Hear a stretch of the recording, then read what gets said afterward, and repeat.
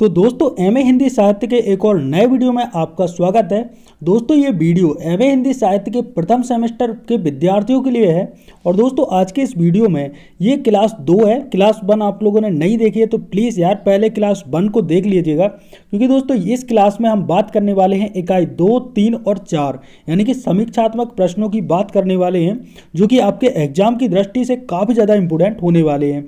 हमारा पेपर 1 है प्राचीन एवं मध्यकालीन काव्य और उसका इतिहास। तो दोस्तों बिना किसी देरी के जानते हैं हम अपना पहला प्रश्न क्या रहने वाला है।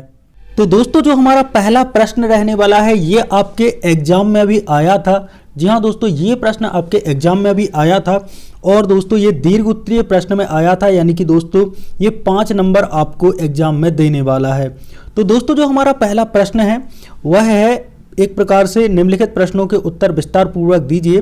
और पहला प्रश्न है, विद्यापति जी के काव्य सौंदर्य का वर्णन कीजिए। जी हाँ दोस्तों, जो विद्यापति जी हैं इनकी जो काव्य यानी कि कविता है उसमें क्या क्या सुंदरता है, क्या क्या उनकी विशेषता है उनके काव्य की, उसका हमें वर्णन करना है। तो दोस्तों आइए इस प्रश्न का उत्तर अपन जानते हैं। और दोस्तों आप लोगों को मैं जिस प्रकार से यहाँ पर PDF में बता रहा हूँ आपको वैसे ही लिखना है। विद्यापति जी हैं वो है, विद्यापति मैथिली और संस्कृत साहित्य के एक प्रमुख कवि थे जिनकी रचनाओं में गहन काव्य सौंदर्य विद्यमान है। उनके काव्य में भावनाओं की गहराई, प्रकृति का चित्रण और मानवीय संवेदनाओं की अभिव्यक्ति अद्वितीय है। उनके काव्य सौंदर्य को निम्नलिखित बिंदुओं के माध्यम से समझा जा सकता है, यानी कि इनके काव्य सौंदर्य है इसको निम्नलिखित बिंदुओं के माध्यम से हम समझ सकते हैं। कौन कौन से बिंदु हैं? कुल मिला के दोस्तों इसमें 6 बिंदु हैं। और पहले बिंदु पर हम बात करते हैं। पहला बिंदु जो है वह है श्रृंगार रस की प्रधानता। जी हाँ दोस्तों, एक प्रकार से श्रृंगार रस की जो प्रधानता है, एक प्रकार से इनके जो काव्य में है श्रृंगार रस एक प्रकार से प्रधान रहता है। विद्यापति के काव्य में श्रृंगार रस विशेष रूप से प्रमुख है। उन्होंने प्रेम और सौंदर्य को अत्यंत सजीव और संवेदनशील तरीके से चित्रित किया है। उनके जो प्रेम गीत हैं उसमें राधा कृष्ण के दिव्य प्रेम का वर्णन है वह अद्वितीय है, जो मानव प्रेम और ईश्वर के प्रेम को, जो ईश्वर प्रेम है उनके बीच की जो गहराई है उसको, गहरी कड़ी को दर्शाता है। ठीक है, तो यहाँ पर दोस्तों अपना जो श्रृंगार रस की प्रधानता है पहला पॉइंट समाप्त होता है। यहाँ पर एक उदाहरण भी दिया गया है और उदाहरण में बताया गया है, उदाहरण आप लोग देख सकते हैं। उदाहरण में बताया गया है, से कनक दामिनी गमन बितान, से चंचल नयन रति गहबर आन। तो इस प्रकार से एक उदाहरण दिया गया है और यहाँ पर क्या किया गया है, श्रृंगार रस की प्रधानता है। यह पंक्तियाँ राधा जी हैं, उनके सौंदर्य और प्रेम की अभिव्यक्ति है, मतलब इनका वर्णन इन पंक्तियों में किया गया है। आगे बढ़ते हैं और हम जानते हैं हमारे दूसरे पॉइंट की ओर। तो दोस्तों जो हमारा दूसरा पॉइंट है वह है प्राकृतिक। यहाँ पर देखिए दूसरा पॉइंट आप लोगों को दिख नहीं रहा होगा, थोड़ा सा इसको नीचे कर लेते हैं, ऐसे ही कर लेते हैं, ठीक है। तो दूसरा पॉइंट है प्राकृतिक सौंदर्य का वर्णन।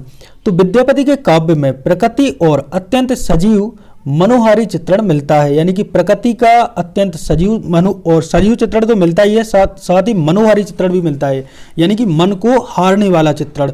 ठीक है, यानी कि मन को प्रसन्न करने वाला चित्रण मिलता है। ऋतुओं का वर्णन, फूलों, नदियों, पक्षियों और जंगलों का जो उल्लेख है उनके काव्य को और अधिक जीवंत बनाता है। यदि दोस्तों आप लोगों ने विद्यापति के पद नहीं पढ़े हैं तो मैंने विद्यापति जी के 5 पद पढ़ाए हैं इस वीडियो में, जो यहाँ पर आपको डिस्क्रिप्शन में एक लिंक मिल जाएगी। वहाँ पर दोस्तों आप विद्यापति जी के 5 जो प्रमुख पद हैं उनको पढ़ के एग्जाम में काफ़ी अच्छा स्कोर कर सकते हैं और आपको एक प्रकार से आइडिया लग जाएगा कि एग्जाम में हमें लिखना कैसे है। तो क्या होता है कि जो उनके काव्य को और ही अधिक जीवंत बना देते हैं, क्योंकि दोस्तों वो ऋतुओं का वर्णन करते हैं, फूलों का, नदी का, पक्षियों का और जंगलों का, इन सभी का वो इतने अच्छे तरीके से अपने काव्य में उल्लेख करते हैं कि जो काव्य है उसको और अधिक जीवंत बना देता है।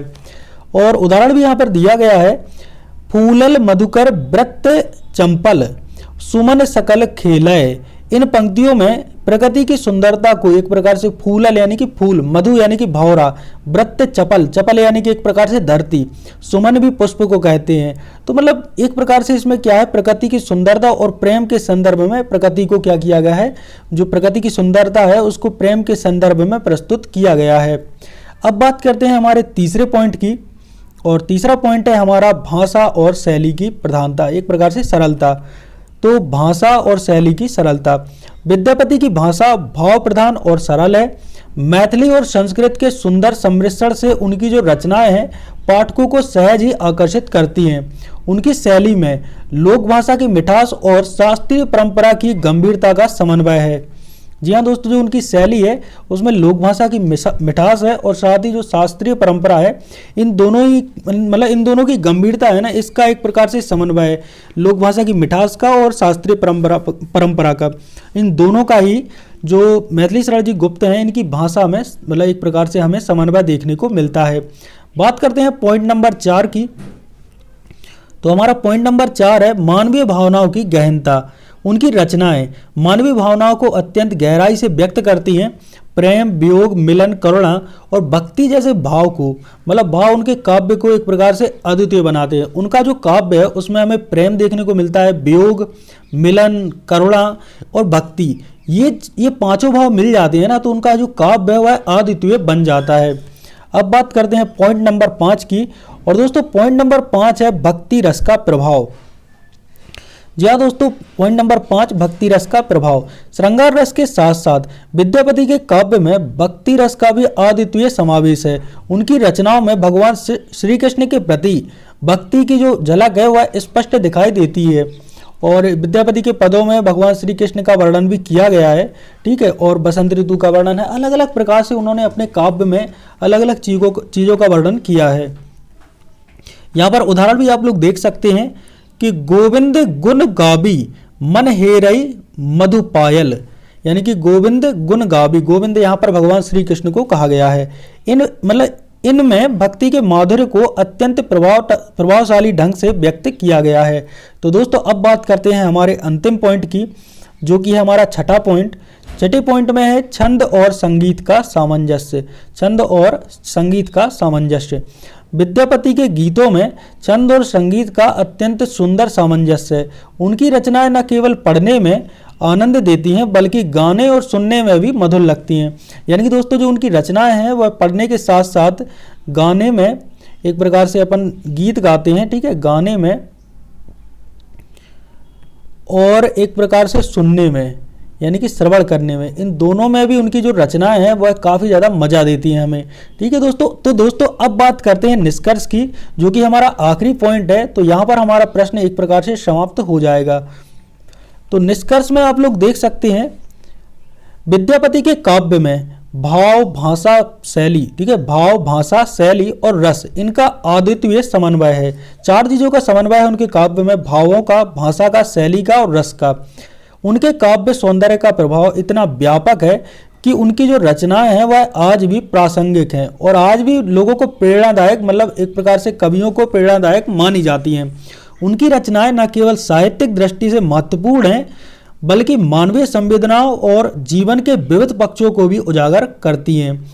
एक प्रकार से जो उनकी रचनाएं हैं वह साहित्यिक दृष्टि से तो महत्वपूर्ण है ही, साथ ही मानवीय जो संवेदनाएं हैं और जीवन के अलग अलग पक्ष हैं उनको भी उजागर करती हैं, उनको भी सामने लाती हैं। उजागर करना एक प्रकार से सामने लाना, ये कहलाता है उजागर करना, तो उनको भी उजागर करती हैं। तो दोस्तों यहाँ पर हमारे प्रश्न का आंसर होता है समाप्त।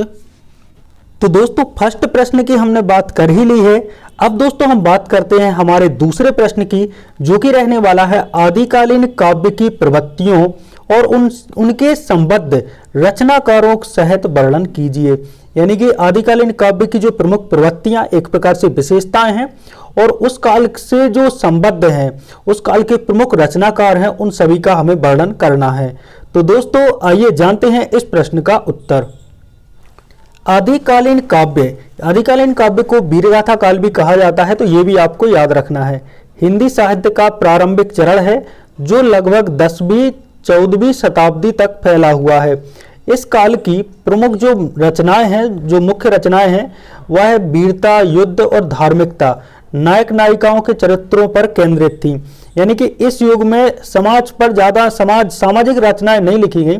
इस युग में जो रचनाओं के मुख्य विषय रहते थे वह वीरता था, युद्ध था, धार्मिकता था और नायक नायिकाओं के चरित्रों पर केंद्रित थी। इसे हिंदी साहित्य के विकास का पहला चरण माना जाता है। तो हिंदी साहित्य के विकास का जो पहला चरण है वह भी यानी कि फर्स्ट चरण किसे माना जाता है, आदिकालीन काव्य को। और इसकी प्रमुख प्रवृत्तियां निम्नलिखित हैं। तो जो भी प्रवृत्तियां हैं आइए जानते हैं। सबसे पहले बात करते हैं हमारी पहली प्रवृत्ति की। पहली प्रवृत्ति है वीर रस का प्रमुख स्थान। जी हाँ दोस्तों, जो आदिकालीन काव्य है इसमें यानी कि वीर रस है वह प्रमुख था, ठीक है, और श्रृंगार रस भी था, लेकिन सबसे ज्यादा जो प्रमुख था वह वीर रस था। आदिकालीन काव्य जो था वह वीरता और शौर्य का गुणगान करता है। राजाओं और योद्धाओं के पराक्रम और युद्ध के दृश्यों का वर्णन मुख्य विषय था। कवियों ने राजा और योद्धाओं की वीरता, उनके साहस और स्वाभिमान को महिमा मंडित किया है। और एक प्रकार से आतिशयोक्ति अलंकार का प्रयोग भी यहाँ पे देखने को मिलता है उनकी कविताओं में। जो भी कवि थे, एक प्रकार से आप उदाहरण भी यहाँ पर देख सकते हैं। पृथ्वीराज रासो है, इसके जो लेखक हैं वह हैं चंद-बरदाई। रासो जो शब्द है, एक प्रकार से रासो शब्द का अर्थ होता है वीर रस प्रधान रचनाएं, ठीक है। और इसमें क्या है, इसमें जिसमें पृथ्वीराज चौहान की वीरता और युद्ध कौशल का वर्णन किया गया है। किन्होंने किया है, चंद-बरदाई ने। तो ये भी आपको मतलब ये पॉइंट याद रखना है। पृथ्वीराज रासो है, इसके लेखक कौन है, ये इसके लेखक है चंद-बरदाई। नंबर दो पर आते हैं राजपूत नायकों और उनके संघर्षों का वर्णन। इस काल के साहित्य में राजपूत नायकों की महिमा और उनके संघर्षों को प्रमुखता दी गई है। समाज में राजपूतों के गौरव और प्रतिष्ठा को उभारा गया है। रचनाकार कौन कौन थे इस काल के, एक प्रकार से चंद-बरदाई हैं, जयानक है, दलपति विजय है। चंद-बरदाई ने एक प्रकार से पृथ्वीराज रासो लिखा, हम्मीर रासो जयानक ने, बीसलदेव रासो दलपति विजय ने। नंबर 3 पर बात करते हैं धार्मिक और नैतिक प्रवृत्तियां। तो दोस्तों, धार्मिक और नैतिक प्रवृत्तियों में इस काल में धर्म और नैतिक मूल्यों का भी समावेश हुआ है। कवियों ने धर्म की रक्षा के लिए संघर्ष, धर्मपरायणता और राजा के कर्तव्यों का वर्णन किया है। रचनाएं, जैन कवियों और बौद्ध साहित्य की रचनाएं भी इस काल में हमें देखने को मिल जाती हैं। यानी कि जैन साहित्य तो था ही, साथ ही बौद्ध साहित्य, इन दोनों की रचनाएं भी हमें इस काल में देखने को मिल जाती हैं। बात करते हैं हमारे चौथे पॉइंट की, जो कि लोक जीवन और प्रकृति चित्रण। लोक जीवन और प्रकृति चित्रण, कुछ रचनाओं में सामान्य जो जनता है, ग्रामीण जीवन है और प्रकृति है, इसका वर्णन मिलता है। हालांकि ये बहुत कम रचनाओं में मिलता है। यह कविताएं सरल और जनमानस की करीब थी। अब बात करते हैं नंबर 5, भाषा और शैली। तो आदिकालीन जो काव्य है ये मुख्य रूप से अपभ्रंश और देशज भाषा में लिखा गया। यह भाषा सरल और सहज थी। जो अपभ्रंश भाषा थी वह सहज और सरल थी, जिसमें शौर्य का उत्साह स्पष्ट रूप से झलकता है। छंदों में दोहा, चौपाई, सौरठा इनका प्रयोग अधिक था। यानी कि उस समय पे जो क्या किया जाता था, दोहा, चौपाई और सौरठा, इन छंदों का प्रयोग किया जाता था। तो प्रमुख रचनाकार एवं उनकी रचनाएं, पहले रचनाकार हैं चंद-बरदाई। चंद-बरदाई ने क्या लिखा है, पृथ्वीराज रासो। और पृथ्वीराज जो रासो लिखा है वह पृथ्वीराज चौहान के शौर्य और संघर्ष का वर्णन किया गया है। और यहाँ पर दोस्तों मैंने पहले ही बताया, जो रासो शब्द है इसका मतलब ही होता है वीर रस प्रधान रचना, यानी कि जिन रचनाओं में वीर रस विद्यमान होता है, ठीक है, उसे ही हम एक प्रकार से रासो कहते हैं। तो पृथ्वीराज रासो किन्होंने लिखा, चंद-बरदाई ने। तो दोस्तों अब बात करते हैं नंबर 2। नंबर 2 पर आते हैं जयानक। जो जयानक है, इन्होंने पृथ्वीराज विजय नामक एक रचना लिखी और इसमें पृथ्वीराज चौहान की द्वारा जो युद्ध में विजय प्राप्त की उसका इन्होंने वर्णन किया। नंबर 3, दलपति विजय। जो दलपति विजय हैं, इन्होंने लिखा है बीसलदेव रासो। और विषय क्या है, बीसलदेव के पराक्रम का इन्होंने क्या किया है, वर्णन किया है। अब बात करते हैं नंबर 4। नंबर 4 पर है हम्मीर कवि। और जो हम्मीर कवि हैं, इन्होंने क्या किया है, हम्मीर रासो का एक प्रकार से चित्रण किया है। यानी कि इनकी जो रचना है हम्मीर रासो, और किस विषय पर थी, जो राजा राणा हम्मीर थे उनकी वीरता का वर्णन इन्होंने किया है। तो ये रहे कि हम्मीर कवि। तो इस प्रकार से हमने बात की आदिकालीन काव्य की प्रवृत्तियां और उनसे संबद्ध जो प्रमुख रचनाकार थे उन पर इस वीडियो में हमने बात की। अब दोस्तों हम जान लेते हैं कि इन सभी का पूरा निष्कर्ष क्या है। तो आदिकालीन काव्य वीरता, शौर्य और धार्मिकता से परिपूर्ण था। इसमें तत्कालीन समाज, राजपूत संस्कृति और युद्धों का जीवंत चित्रण हमें देखने को मिलता है। यानी कि दोस्तों जो आदिकालीन काव्य था उसमें वीरता, शौर्य, धार्मिकता ये सभी थी। और उस समय के जो समाज था उसमें राजपूत संस्कृति और युद्धों का जीवन चित्रण हमें देखने को मिलता है। इन रचनाओं में न केवल हिंदी साहित्य को प्रारंभिक स्वरूप दिया गया बल्कि भावी साहित्यिक युगों को प्रेरणा भी प्रदान की गई, यानी कि आगे के साहित्य को भी एक प्रकार से प्रेरणा भी हमें मिली है। तो दोस्तों यहीं पर हमारा जो प्रश्न है उसका आंसर होता है समाप्त। आई होप दोस्तों ये प्रश्न भी आपको अच्छे तरीके से क्लियर हो गया होगा। तो दोस्तों अब हम बात करते हैं हमारे अगले महत्वपूर्ण प्रश्न के बारे में। तो दोस्तों जो ये प्रश्न है ये एग्जाम में भी आया था, एग्जाम में अथवा में इसका चित्रण हमें देखने को मिलता है। और प्रश्न था संत काव्य धारा की, जो संत काव्य परंपरा है उसकी प्रमुख जो प्रवृत्तियां हैं उनका वर्णन हमें करना था। और दोस्तों ये आपके 5 नंबर का प्रश्न था, यानी कि आपके एग्जाम की दृष्टि से ये काफी इंपोर्टेंट प्रश्न होने वाला है। वही दोस्तों जानते हैं इस प्रश्न का उत्तर क्या रहने वाला है। तो दोस्तों सर्वप्रथम उत्तर में हम लिखेंगे जो सूफी काव्य है उसकी प्रमुख विशेषताएं। भक्ति काल की निर्गुण काव्य धारा के अंतर्गत आने वाले सूफी काव्य को, जो सूफी काव्य है इसकी कुछ ऐसी प्रवृत्तियां हैं जिनका उल्लेख पृथक रूप से आवश्यक है। सूफी काव्य धारा के विशिष्ट कवि तो जायज ही हैं, किंतु अन्य कवि भी उपेक्षणीय नहीं है, मतलब उनको अपन भुला नहीं सकते हैं। संक्षेप में जो सूफी काव्य धारा है इसकी प्रमुख प्रवृत्तियां निम्नलिखित हैं। अब जो सूफी काव्य धारा है उसकी प्रमुख प्रवृत्तियां कौन कौन सी हैं? एक प्रकार से प्रवृत्तियां मतलब एक प्रकार से विशेषता ही होता है, तो इससे आप लोगों को कंफ्यूज नहीं होना है। सूफी काव्य की प्रमुख विशेषताएं, लौकिक नंबर 1 पर है, लौकिक प्रेम के ध्यान से यानी कि ध्यान से अलौकिक प्रेम की व्यंजना। नंबर 2 प्रबंधन कल्पना। नंबर 3 चरित्रांकन, एक प्रकार से चरित्र का अंकन। नंबर 4 लोक पक्ष का चित्रण।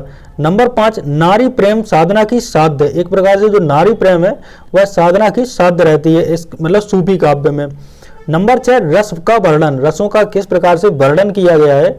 नंबर 7 मंडनात्मकता और नंबर 8 भाषा शैली और अलंकार, यानी कि इस काव्य में, इस प्रकार के काव्य में जो सूफी काव्य परंपरा है उसमें किस प्रकार की भाषा का प्रयोग किया गया और किस प्रकार के अलंकारों का प्रयोग किया गया है। तो दोस्तों इन्हीं 8 बिंदुओं को मैं विस्तार पूर्वक समझाने वाला हूं। तो आइए जानते हैं इन 8 बिंदुओं को। सबसे पहला बिंदु है हमारा लौकिक प्रेम के माध्यम से अलौकिक प्रेम की व्यंजना। सूफी काव्यों में सर्वाधिक उल्लेखनीय विशेषता यह मिलती है कि इनमें लौकिक प्रेम कही गई है, मतलब एक प्रकार से लौकिक प्रेम था, लोक के प्रति प्रेम था। सभी लौकिक जो प्रेम कहानियां हैं उसमें अलौकिक प्रेम की अभिव्यंजना करती हैं। प्रबंध काव्यों की शैली को अपनाकर प्रेम कहानियों को विस्तार भी दिया गया है और प्रेम के संयोग और वियोग दोनों पक्षों को अभिव्यक्ति प्रदान की गई है। सूफी काव्यों में वर्णित प्रेम क्रमशः लौकिक से अलौकिक की ओर बढ़ता हुआ, शारीरिक भूमिका को पार करता हुआ प्रेम के आध्यात्मिक शिखरों को छूता हुआ दिखाई देता है। जो प्रेम के मधुर स्वरूप है उसके मतलब मधुर स्वरूप और उसके मार्ग में पड़ने वाली जो बाधाएं हैं उनके साथ साथ विरह की जो तीव्रता है उसका सर्वत्र चित्रित हुई है। मतलब इस काल में जो सूफी काव्य परंपरा है इसमें जो विरह का वर्णन ही है, मतलब वो भी एक प्रकार से आप लोग देख सकते हो बहुत ही शानदार तरीके से किया गया है। आप लोगों ने जैसी का पद्यावत मतलब जायसी है इनका पद्यावत तो पढ़ा ही होगा, जिसमें कि इन्होंने जो नागमती रहती हैं, अरे माफ कीजिएगा, जो नागमती रहती हैं इनका जो वियोग खंड है एक प्रकार से इस प्रकार से इन्होंने वर्णन किया है नागमती के वियोग का कि उसका जो चित्र है वह हमारी आंखों के सामने एक प्रकार से आ जाता है। तो दोस्तों अब बात करते हैं प्रबंध कल्पना, जो कि हमारा अगला पॉइंट है। सूफी काव्यों की दूसरी जो प्रवृत्ति है प्रबंध कल्पना से संबंधित है। सूफियों ने प्रबंध काव्य लिखे हैं। इन काव्यों के एक मतलब 2 प्रकार से काव्य होते हैं, एक तो मुक्तक काव्य, दूसरा प्रबंध काव्य। तो सूफी जो कवि थे इन्होंने प्रबंध काव्य लिखे हैं। इन काव्यों के कथानक पूरी तरह से संगठित, सुसंबद्ध और व्यवस्थित, रोचक और आकर्षक घटनाओं से युक्त हैं। इन प्रबंध काव्यों में जिन प्रेमी प्रेमिकाओं का वर्णन हुआ है वे अपने व्यवहार कर्म दोनों ही मतलब व्यवहार और कर्म इन दोनों ही दृष्टियों से सदाचारी दिखे हैं, मतलब दिखाए गए हैं। प्रबंध काव्यों में वर्णित लगभग सभी कहानियां एक जैसी हैं। सभी में प्रेम का कारण स्वप्न दर्शन, चित्र दर्शन, गुण श्रावण या प्रत्यक्ष दर्शन ही रहा है। तो 4 प्रकार का दर्शन रहा है और इसी कारण से प्रेम हुआ है। एक तो स्वप्न दर्शन, दूसरा चित्र दर्शन, फिर गुण दर्शन और प्रत्यक्ष दर्शन। सभी प्रबंध काव्यों के नायक अपनी प्रिया को प्राप्त करने के लिए गृह त्याग करके चल पड़े हैं। मतलब अपनी जो प्रियतम है उसको प्राप्त करने के लिए अपना घर छोड़कर, एक प्रकार से प्रबंध काव्यों में यही प्रवृत्ति रही है कि जो नायक है वह अपनी प्रियतम को प्राप्त करने के लिए गृह त्याग उन्होंने किया है। तो दोस्तों आगे जब चलते हैं और अंततः अपनी जो प्रिया है, जो एक प्रकार से प्रियतम है, उसको प्राप्त करने में भी मतलब वे सफल भी हुए हैं। इन प्रबंध काव्यों में वर्णनात्मकता पर्याप्त मात्रा में, यहाँ पे पर्याप्त लिखना था, वर्णनात्मकता पर्याप्त मात्रा में है। प्रायः सभी प्रेमाख्यानों में, यानी कि प्रेम के आख्यानों में प्रकृति वर्णन, सरोवर वर्णन, महल वर्णन, सरोवर मतलब तालाब, महल वर्णन, रूप सौंदर्य वर्णन और पर्याप्त मात्रा में देखने को मिलता है। मतलब ये सभी हमें एक प्रकार से प्रकृति वर्णन, सरोवर वर्णन, महल वर्णन और रूप सौंदर्य वर्णन, ये आदि सभी अपन को पर्याप्त मात्रा में देखने को मिलते हैं। सभी सूफी कवियों ने अपने प्रबंधों का विधान इस रूप में किया है कि वे भाव, कल्पना, वर्णन और रहस्यात्मक अनुभूतियों के मिले जुले रूप प्रतीत होते हैं। तो एक प्रकार से जो जितने भी सूफी कवि थे उन्होंने अपने जो प्रबंध है, एक प्रकार से प्रबंधों का विधान है, एक प्रकार से उनकी विधि है, इस रूप में उनका विधान किया है कि जो भाव है, कल्पना है और वर्णन और रहस्यात्मक, इन सभी अनुभूतियों के अपन को क्या होता है, मिले जुले प्रतीत होते हैं। उनके जो प्रबंध हैं वह इन चार चीजों के मिले जुले प्रतीत होते हैं। अब बात करते हैं हमारे अगले पॉइंट की। नंबर 3, चरित्रांकन। सूफी काव्यों में जो नायक नायिका व अन्य पाव चित्र हैं, मतलब एक प्रकार से अन्य जो पात्र हैं, यहाँ पे पाव लिख गया है, पात्र लिखना है, ठीक है, अन्य पात्र चित्रित हुए हैं वे प्रेमी अधिक हैं। कवियों ने नायक नायिकाओं के संपूर्ण जीवन का चित्र प्रस्तुत न करके उनके जो प्रेम है, प्रेम प्रदान पक्ष को, मतलब प्रेम प्रदान पक्ष को ही अधिक महत्व दिया है। प्रेम में विविध प्रसंग और व्यापार इन सभी सूफी काव्यों में हमें देखने को मिलते हैं। डॉक्टर शिव कुमार शर्मा का यह कथन समुचित प्रतीत होता है कि जो सूफी कवि हैं उनकी जो नायिकाएं हैं हास्योन्मुख संस्कृत साहित्य की नायिकाओं के समान ही सांचे में ढली हुई है। उनके जीवन की जो विविध घात है, एक प्रकार से विविध घात है, प्रतिघातों का अभाव है, एक प्रकार से विविध रूप से घात प्रतिघातों का क्या है, अभाव हमें देखने को मिलता है। नायक का जो स्वरूप है वह भी प्रायः निश्चित सा, एक प्रकार से पूर्व निश्चित सा ही हमें प्रतीत होता है। तो दोस्तों अब बात करते हैं नंबर 4, लोक पक्ष का चित्रण, यानी कि लोक पक्ष कैसा रहा सूफी काव्य परंपरा में। सूफी प्रेमाख्यानों में जीवन के लोक पक्ष एवं हिंदू संस्कृति का वर्णन गहराई से किया गया है। सर्वसाधारण के अंधविश्वास, मनोतियां, जादू टोना और लोकोत्सव, लोक व्यवहार, तीर्थ व्रत, सांस्कृतिक वातावरण और हिंदू जीवन के विविध पक्षों का चित्रण भी सभी काव्यों में सफलतापूर्वक किया गया है। हिंदू प्रेम कहानियों को लेकर सूफी कवियों ने जो काव्य रचे हैं उनमें न केवल हिंदू घरों, परिवारों के रहन सहन, आचार विचार व व्यवहार का जो संगोपांग है वह उसका भी अपन को चित्रण देखने को मिलता है, बल्कि हिंदू धर्म के जो सिद्धांत है, विश्वास है, मान्यताएं हैं, इनका ही मतलब एक प्रकार से देखो हिंदू धर्म के आचार विचार, रहन सहन, इनका तो हमें एक प्रकार से चित्रण देखने को मिलता है। साथ ही हमें जो हिंदू धर्म के सिद्धांत है, विश्वास है, मान्यता है, इनका वर्णन भी जो सूफी कवि हैं, यानी कि सूफी काव्य परंपरा के जो कवि हैं, उन्होंने पूरी कुशलता से किया गया। मतलब उन्होंने जो अपना मतलब अपने काव्य में वर्णन किया है पूरी कुशलता के साथ किया है। बात करते हैं नंबर 5, नारी प्रेम साधना की साध्य।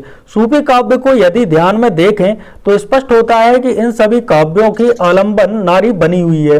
नारी को इन कवियों ने सामान्य नारी न मानकर ईश्वरीय शक्ति का प्रतिरूप माना है और इसी कारण इसे आलंबन बनाकर काव्य का सृजन किया है, यानी कि काव्य लिखा है।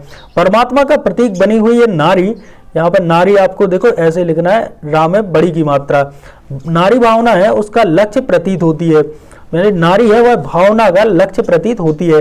स्पष्ट शब्दों में हम कह सकते हैं कि जैसे कोई साधक ईश्वर प्राप्ति के लिए साधना करता है, उसी प्रकार सूफी काव्यों के जो नायक है वह साधक बनकर परमात्मा की प्रतीत हुई नारियों को प्राप्त करने के लिए प्रयत्नरत, मतलब एक प्रकार से नारियों को प्राप्त करने के लिए प्रयत्न करते हुए दिखलाए गए हैं। श्री परशुराम चतुर्वेदी ने इस संबंध में उचित टिप्पणी की है और उन्होंने कहा है कि सूफी कवियों ने नारी को यहाँ अपनी प्रेम साधना के साध्य रूप में स्वीकार किया है। इसके कारण वह इनके यहाँ किसी भी प्रेम के लौकिक जीवन की जो भोग्य मतलब वस्तु मात्र नहीं रह गई है नारी, स्पष्ट शब्दों में नारी भोग्य ना होकर एक शक्ति के रूप में चित्रित की गई है। किस परंपरा में की गई है? सूफी काव्य परंपरा में। अब बात करते हैं नंबर 6, रस का वर्णन। ठीक है, रस वर्णन। सूफी काव्यों में श्रृंगार रस को प्रमुखता मिली है। संयोग और वियोग के रस मार्मिक चित्र भी सूफी काव्यों में देखने को मिलते हैं। इन कवियों के द्वारा किए गए जो ब्रह वर्णन है उसमें रसात्मकता एक प्रकार से निहित है। तो क्या क्या निहित है इनमें? ब्रह वर्णन में रसात्मकता, अनुभूति परकता, सूक्ष्मता और ऐसी प्रभावी शक्ति निहित है कि पाठक ऐसे अंश को पढ़ते समय उसी में एक प्रकार से निमग्न हो जाता है। कहीं कहीं अश्लीलता भी आ गई है, किंतु यह अश्लीलता ऐसी नहीं है जिसे पढ़कर हम अपने नाक भौं इनको सुकोड़ने लगे। इस अश्लीलता ने रस का जो रसाभाव है, रस का जो भाव है, उसको भी काव्य में एक प्रकार से नहीं आने दिया है। कि रस, जो रसाभाव का मतलब होता है रस का अभाव। ठीक है, रस का अभाव, रस का, तो इन्होंने ऐसा भी नहीं किया है कि उसमें रस का अभाव हो। ठीक है, तो इसको एक प्रकार से काव्य में नहीं आने दिया है। श्रृंगार रस के अतिरिक्त अधिक महत्व करुण और शांत रस को मिला है, किंतु अन्य रस जैसे वीर, विवश आदि भी यत्र तत्र यानी कहीं कहीं हमें देखने को मिलते हैं, यहाँ वहाँ देखने को मिल ही जाते हैं। तो दोस्तों अब बात कर लेते हैं निष्कर्ष की। संक्षेप में हम कह सकते हैं कि सूफी काव्य भक्ति काल का एक ऐसा काव्य है जिसमें प्रेम को महत्व देकर उसके उदात्त और अलौकिक पक्ष को उद्घाटित किया गया है, मतलब एक प्रकार से जाहिर किया गया है। सांस्कृतिक वैभव को भी अभिव्यक्ति प्रदान की गई है। तो दोस्तों इस प्रकार से जो हमारे सूफी काव्य परंपरा है, जो सूफी काव्य परंपरा है, इसकी जो प्रमुख प्रवृत्तियां हैं हमने आज के इस वीडियो में हमने जान ली। यानी कि इस प्रश्न में हमने सूफी काव्य परंपरा की जो प्रवृत्तियां हैं उनको एक प्रकार से समझ लिया है। आई होप दोस्तों आपको ये वीडियो अच्छा लगा होगा। आज की इस वीडियो में हमने कई महत्वपूर्ण प्रश्नों पर बात की, कई महत्वपूर्ण संदर्भों पर बात की जो कि आपके एग्जाम की दृष्टि से काफी ज्यादा आईएमपी होने वाले हैं। तो दोस्तों मिलते हैं एक और नए वीडियो के साथ, तब तक के लिए जय सिया राम।